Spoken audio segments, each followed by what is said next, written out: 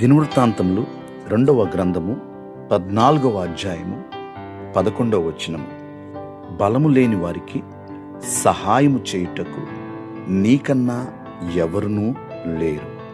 ప్రియులరా, దేవుని వాగ్దాన వాక్యము బలము లేని వేళలో, బలహీనులుగా ఉన్నప్పుడు, నిస్సహాయులుగా ఉన్నప్పుడు మనకి సహాయం చేసేవారిలో ప్రభువుని మించి ఎవరునూ లేరండి.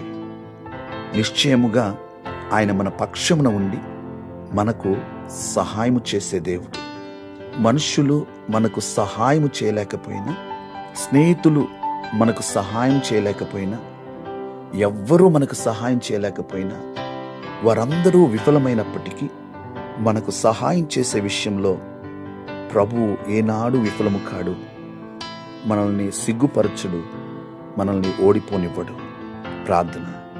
సకల ఆశీర్వాదములకు కారణభూతుడా మా దేవా, మీకు వందనాలు, స్తోత్రాలు. మీరిచ్చిన వాగ్దాన వాక్కును బట్టి వందనాలు.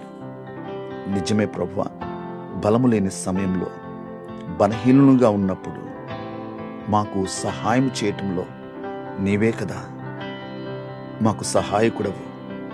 నీవు తప్ప మాకెవరున్నారయ్యా? ప్రభువా, మీకు వందనాలు.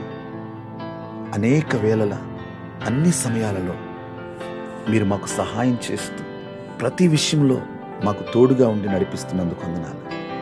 ఈ దినము కూడా మీ యొక్క సన్నిధి తోడుగా ఉంచండి. మీ సహాయము మాకు కావాలి. మా ప్రియులైన వారు నీ సన్నిధిలో ప్రార్థనలో ఏకీభవించి ఉండగా వారికి మీరు సహాయం చేయండి. వారి ప్రతి అవసరతను తీర్చండి. మీరే మహిమ పొందండి. యేసయ్య నామములో ప్రార్థిస్తున్నాము తండ్రి. ఆమేన్.